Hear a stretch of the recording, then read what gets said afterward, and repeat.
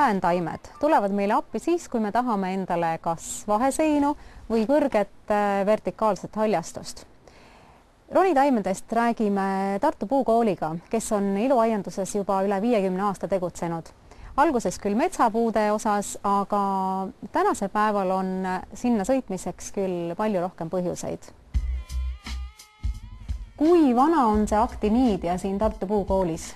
No see meie võimas aktiniidia on siin kasvanud, ma arvan, ikka mingisugune 25 aastat on ta küll seal olnud. Ikkagi mõte ka tol korral oli, et ta nii-öelda kataks seda lagedat seina kinni, tõesti tema lehevärv, pluss see kevad-suvel värvumine, need valged ja roosad toonid lehe otstes ja tänavu aasta ka rikkalik marjasaak. See laster on vähem levinud ronitaim. Kuhu ta sobiks ja mis on tema väärtused? Ta on küllaltki meil külmakindel ja vastupidav liaan, et teda keeruline või raske kasvatada ei ole. No, teda kutsutakse ka siin puukägistajaks, nii et võib juhtuda, et ta kuskilt aia pealt võib liikuda edasi lähedal kasvava puu peale ja siis hakkabki see kägistamise protsess pihta. Roniv hortensia on tõesti paljude lemmik. Ta on vist ka päris tubli ronija.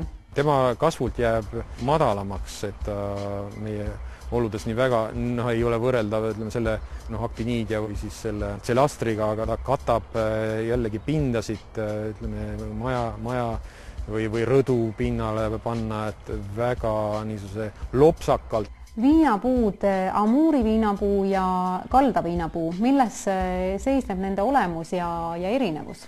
Amuuri viinapuu leht on paksem ja selline kobruline, väga huvitava välimusega, tumeroheline, sügisel värvub niisuguseks kollakas, oranžiks, punakaks.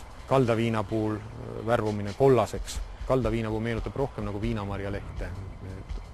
Ta ei ole küll nii lõhiseline, aga külmakindlus mõlemal väga hea, tähendab, ütleme, et pakasekindlad.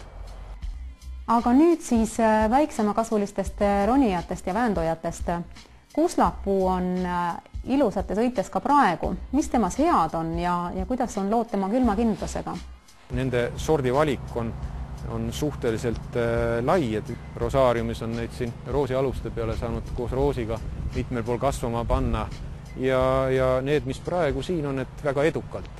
Väetiv kuslapuu on oma õitega vägagi efektne, just tal on pikk õitsemine, hakkab sealt juuli algusest pihta kuni külmadeni.